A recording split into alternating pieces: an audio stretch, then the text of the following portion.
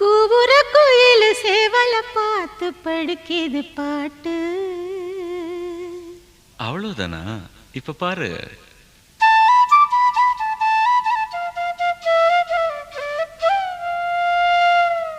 சரிதான். மேல பாடு.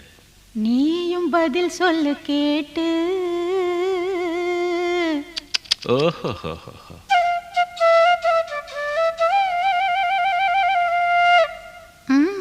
பரவாயில்லையே. ஏய், பேச்ச மாத்தாத, பாட்டப்படி. மாமா மயங்கிடலாமா?